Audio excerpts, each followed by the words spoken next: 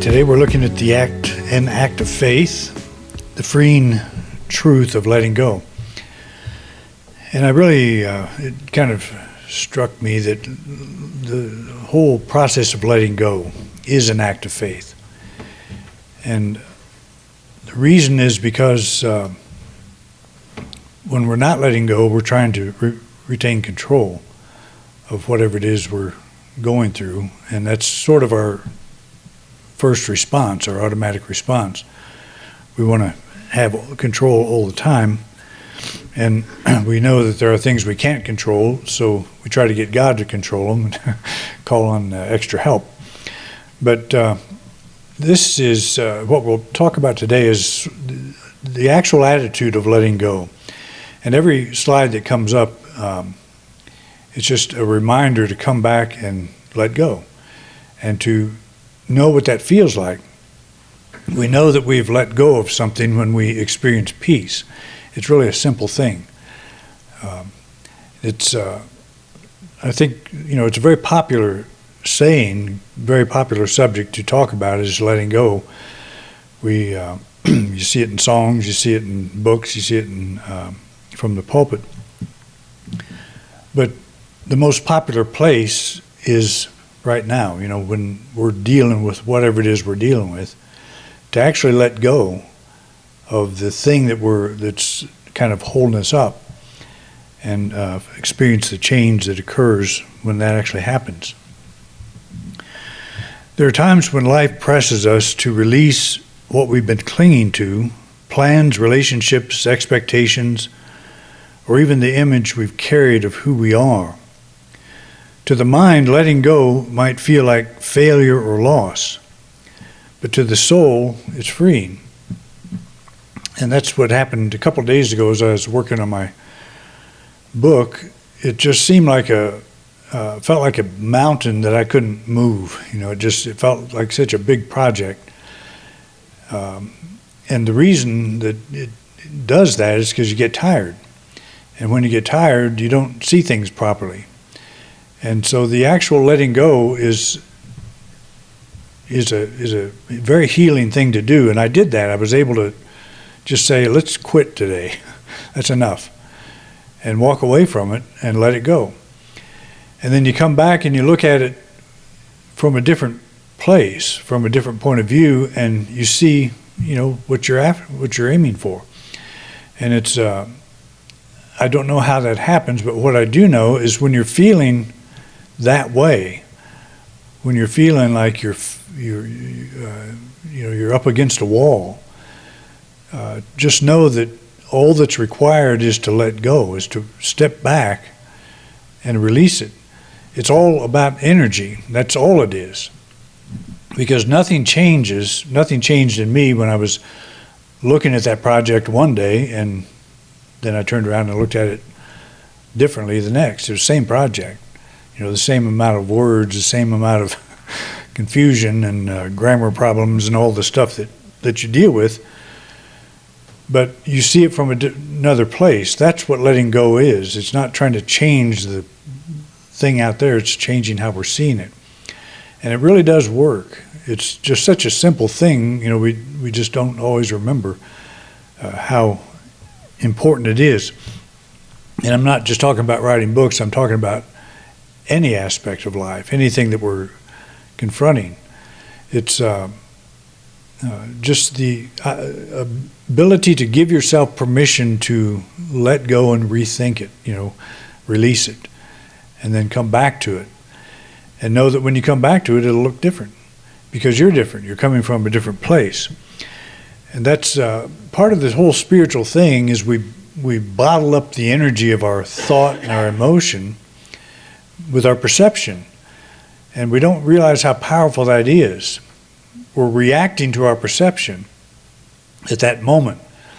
And when you realize your perception can melt away, you can let that go, you can let it fall away. Surrender, that's another word. I like that word too. To surrender to a higher flow, a greater flow than what you're trying to work out in your brain, in your little perceptual field. Letting go is not doing nothing, and it's not giving up. It is a quiet acknowledgement that our limited grasp of the situation cannot hold all the factors that belong to divine order. And that's a very powerful thought when you think about it. It's like you look at something and you're saying, this is difficult, I don't know what to do. You're not factoring in the fact that you are now involved in infinite mind. That's so easy to forget. My mind is not infinite, but I'm attached to one that is, and that's, we get so bogged down in our little perception, our little world, that we forget that this whole universe is working perfectly, and thank goodness, and that we're a part of that. Because again, like we have talked about before, we go out and look at the stars as if that's something else. That's a universe out there, and I'm here, I'm looking at it. We're thinking two things. But in reality, we are the universe looking at itself. We're part of that. The earth is in outer space. We are part of that, part of this planet. And it's just interesting how the human mind can do that. We compartmentalize. It's me here and the universe out there, God's up in the sky or whatever, we're projecting outwardly.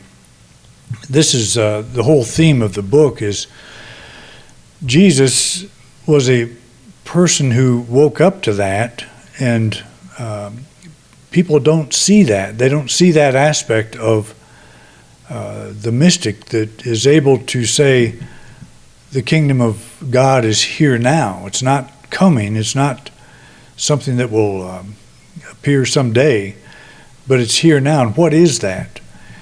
It's me being part of the universe. I'm part of this whole mind. And so I don't ask for more intelligence. I affirm that infinite intelligence is now expressing through me. I don't ask for more love. I affirm that infinite love is expressing through me, or power, any of the more life or whatever. Life is enthusiasm. I get very unenthusiastic when I get bottled up, and it looks like my world is very small and I can't see beyond the parameters I've drawn myself, and I lose my enthusiasm, which is what happened the other day with the book. I thought, I can't finish this. I don't feel like I can finish this. I've lost my enthusiasm, and then you take a rest and look at it, and your enthusiasm's there again. It never left, but you leave it. We define a moment in a way that doesn't include all that we are, if that makes sense. We shut our attention down, and so we lose our enthusiasm for life. And it's the enthusiasm's always there, but if you're carrying like a 300-pound rock on your back, it's kind of hard to get enthusiastic about taking a few more steps. We're rolling the rock up the hill, the old image of that. But so this is not about doing nothing. It's doing the same thing, but free of a lot of the baggage that we carry. That's the letting go side of it. It's let go of whatever it is we're dealing with. When Jesus prayed in Gethsemane, "Not my will but thine be done," he was not surrendering to defeat. He was surrendering to the infinite wisdom that sees the bigger picture that may be hidden from us. And the reason I thought of that is I don't know, nobody knows what he went through in his time. I can imagine it was a pretty rough time for him if he was coming to the realization that, he made the Romans angry, and his life may not turn out too well but what I imagine is he held the bigger picture. I don't even know if he knew he was going to be crucified. The Bible says that he did know it, that he was projecting it the whole time.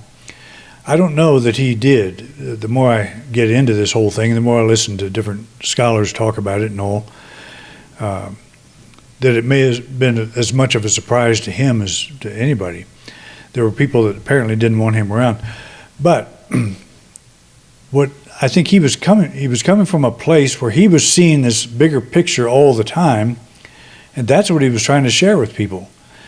That you look at your life from a very narrow perspective, and he was trying to help them open, lift up your eyes and see the fields already white.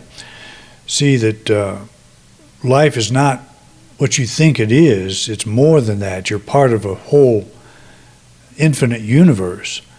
The Father works and I work. It's a constant. I'm in the Father's in me. That not just an affirmation for Jesus. It pertains to him. It's one for all of us. I'm in this presence all the time, and the presence is in me. So as I let go, I'm acknowledging that's not doing nothing. I'm acknowledging there is a greater intelligence, a greater guidance system, a greater everything that I can imagine that is working through me now. I'm the instrument. We sing the song, "Make Me an Instrument." That's a great affirmation. Make me an instrument to your life and love, wisdom and power and all the things that you are. I'm one with this universe. Faith begins where our ability to control ends. The moment we release our tight hold, something larger can move through us.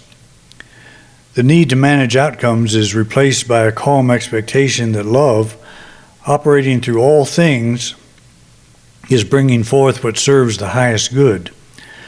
Letting go becomes an act of trust in the power and a wisdom greater than our own. And this is a skydiver, and you can be pretty sure he still thinks he's in control, or he wouldn't be doing that. I think I might have shared with you, I had a wedding many years ago, and the couple, they were skydivers, and they wanted to do that while I married them, and asked if I would. They said they'd give me lessons and all that. Well, I always thought that might be kind of fun, until they gave me that opportunity. I had 2 little kids, and I just thought, they may think that's fun, but if I don't survive it, it's like I want to be in control. I did not want to give that up.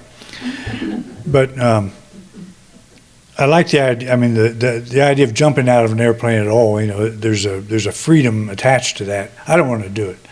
I came to grips with that, and I'm not any less of a person, I don't think, for that.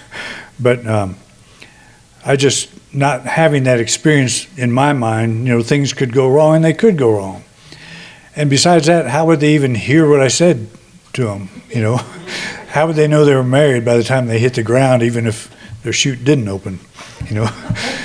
And if it didn't open, who would care if they're married or not? What I've learned, though, is even when we're not skydiving, they don't hear what I'm saying during the wedding. Everybody's deaf. Right, Troy? They just want to get through it. We just want to get through it.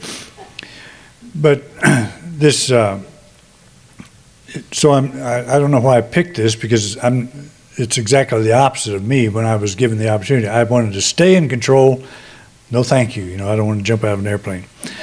But I like the whole idea. That's something. There's a lot of things I like, but I don't want to do, and that's one of them. So we're not always quick to see or even imagine new possibilities, especially when we're caught up in appearances. The tree releases its leaves before new buds appear. The same law governs the soul. Release precedes renewal. We see this rhythm in operation throughout the natural world. The old is let go, and the new takes its place. And the reason I thought of that is I was walking outside under a tree, and the leaves are dropping. And I thought, well, that's an interesting. They're letting go. The tree's letting go. Not because it has new buds coming. It knows they will. It's a knowing, so it can let go of all these wonderful leaves so we can rake them up. But it is there's a natural letting go in nature. This is true with animals. You've seen animals be weaned, where like a pair of cubs bear cubs. The mother will wean them, and one day she just kind of walks off, takes care of them up to that point, and then that's it. The 3 cats we adopted, I watched them grow, from kittens, and the mother one day decided that was it. They're big enough. She'd turn them loose. She would not only not let them near, she'd swat them just to keep them away. And to this day, she still comes in the morning, but they will fight each other if that happens. It's just nature's way of raising young and letting it go so it can be itself. If the mother bear would always feed the cub would never learn how to, live on its own. And that's the whole point. It seems kind of rough sometimes, but and a lot of them don't make it, that they don't have that help. But that is part of love. It's for the whole species. It's like the strongest survive and all that kind of thing. It feels very harsh in some ways, but it's the same with us. We might be hanging on to something we think is that we need to hang on to. Like if you're angry at somebody, do you really need to hang on to that? Well, I'm doing it for some reason. I must think I need to do it. So, but we don't. And when we can give that up, when we can allow ourselves to change, we find that the enthusiasm begins to return. We feel, very different about the situation. We let it go. So it's kind of an interesting thing. But in the natural world, it does look kind of harsh sometimes, but it does the same with us. Sometimes we don't want to let go of something, and I'm not just anger or anything like that, but we might be losing something that we don't quite understand why, but it might, in the long run, be the best thing that could ever happen to us. That's a kind of a common occurrence. To let go is to say yes to life's deeper current. It is to affirm, even without visible proof, that divine wisdom knows the way when we do not. The act of release opens our mind and heart to unseen possibilities. We keep the door of our faith, our expectation, open with the understanding that God's infinite wisdom is paving the way for something good. And again, just if you're involved right now in something, these words, they're very powerful in applying to whatever you're going through, to make changes now to the divine wisdom knows the way when we do not. That's why we don't let go. I don't know the way, so I'm going to hang on. And what does hanging on mean? It means I'm going to worry about something I can do nothing about. And that's, isn't that the definition of insanity or something like that? I'm going to hang on to this even though I can't do anything about it. But I've always said we worry only about those things we can do nothing about. So that's kind of an interesting thing to stop and think about. Is, okay, I'm worried, so maybe it's time to let go of that worry. I want the thing to work out, whatever it is, and it will, but the worry somehow is a clinging, and I can't do anything about the issue right now, but I can do something about the worry. That's my choice, and that's the place where the action takes place. But to think divine wisdom knows how to handle my life when I stop worrying. Can you believe that? Is there a wisdom greater than you and greater than me that can actually help work out the thing? And what I always find is it doesn't ever work out in bolts of lightning or anything like that. It just kind of works out. Things open up. You feel different. You wake up the next day, you look at your book again, and you say, well, it looks a little better than I thought yesterday. It's like nothing you do, it's what you don't do. You let go. But that's an action. That is doing something, and it's doing something pretty big.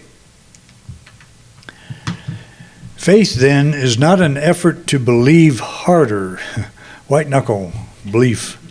Faith is not an effort to believe harder, but a willingness to loosen our grip, to trust that what falls away was never meant to imprison us.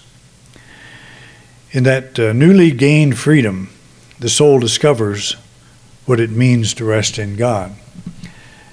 And that's true. It's like nothing has to happen for you to have that sense of letting go and that sense of rest. In other words, the answer to your prayer. It's just a shift in perception. Thank you for watching this week's program.